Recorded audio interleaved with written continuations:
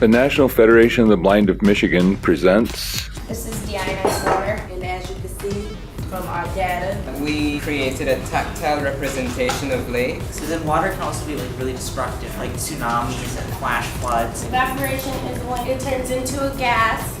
Sense-Sational adventures in summer science.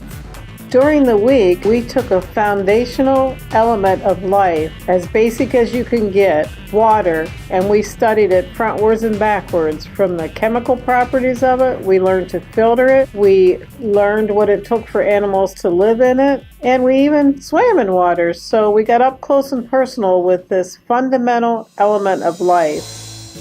Our Sensational Adventures in Summer Science program involved many community organizations in the greater Detroit metropolitan area.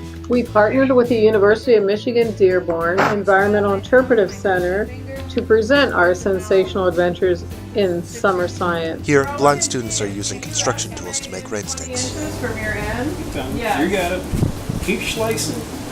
Go for it. slice the pizza. I'm doing woodwork. Perpendicular. My dad would be Right angle too. That sound like rain falling? Oh, you have to do it. We partnered with the Henry Ford and were involved in an all-day field trip to the Rouge manufacturing truck plant. Students explore exhibits with their sense of touch, then go to a station where they create small model cars. Have we run out of wheels yet? That's when we quit. The kids study plants on the roof. This factory has a 10-acre roof, the third largest green roof in the world. Ford Motor Company is demonstrating that there doesn't need to be a conflict between environmentalism and good industrial practice. In fact, it is necessary for industry and science to work together to make the world a livable place for everyone. They filter out the water and recycle it that comes off of their roof. We also were involved with Friends of the Rouge, and they helped us have a great exploration adventure in the Rouge, catching fish in seine nets. Students stand on the bank holding a large fishing net. Lift it up. You guys in the line in front, reach down and see if you can find the edge of the net. That's the lead line. When we say lead line up, and you've walked towards it, you want to try to find that and help lift it, because a lot of times the fish are falling out. We caught them with these nets called, they were nets, but the poles that you held, shockingly, they were called rails. Students venture into the river and catch fish. Nothing. We got 2 little fish. Oh, look at that though. We have literally 100 of those little tiny fish. So, I'm going to hold it up, and if nothing else, put your hands down there in the net and feel all the little fish. Also, we went to the Lake Erie Metro Park Marshland Museum. All right, the next thing I'm going to start passing around is going to be the snapping turtle shell. And I want to emphasize I'm passing around a snapping turtle shell. I'm not passing around a snapping turtle. That would be rather reckless on my part. While we were there, we also waded into the lake and explored the marsh. If you don't have photosynthesis, you don't have oxygen. She's telling us about the different plants that grew there, all the animals that lived there, and where the marsh led to. The marsh stream into Lake Erie. We're watching the skies overhead get a little bit dark. It starts to rain. Funniest thing is my phones are mostly cloudy right now.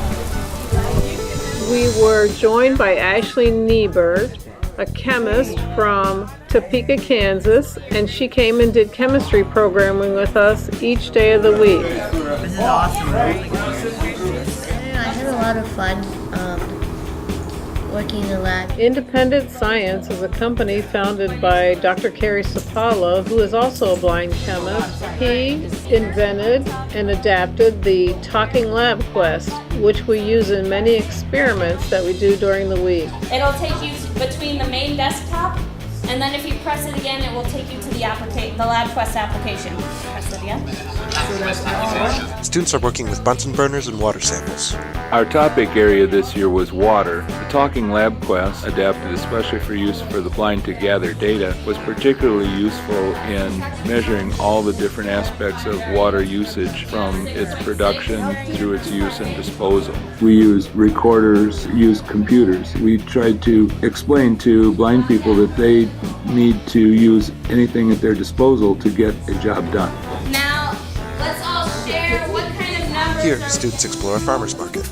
Sense-Sational Adventures in Summer Science incorporate all of the quote-unquote alternative techniques of blindness into what we do. Cane travel, braille, daily living skills by preparing a meal for our final celebration at the end of our camp program. One of the things we looked at the farmer's market and I've never seen before, it's called Kahootsie squash.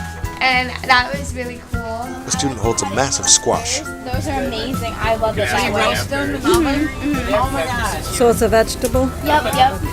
So it's like zucchini on steroids.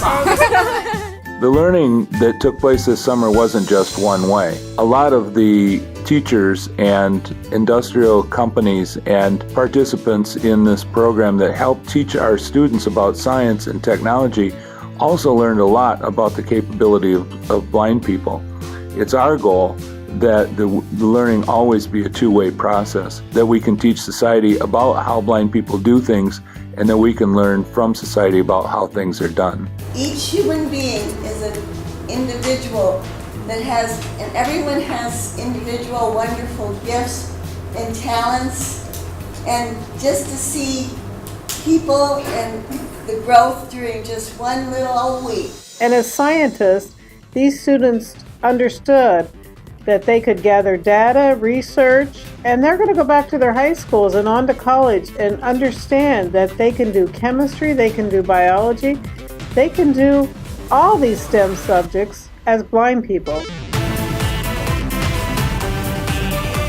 Thank you to the following organizations for your support in providing STEM educational opportunities to blind children in Michigan: National Federation of the Blind of Michigan, University of Michigan Dearborn Environmental Interpretive Center, Michigan Parents of Children with Visual Impairments, Friends of the Rouge, Michigan Department of Education Low Incidence Outreach, Independence Science, Michigan Braille Transcribing Fund, and the Michigan Flyer. Brought to you by the National Federation of the Blind of Michigan, changing what it means to be blind in Michigan, and the National Federation of the Blind. Live the life you want.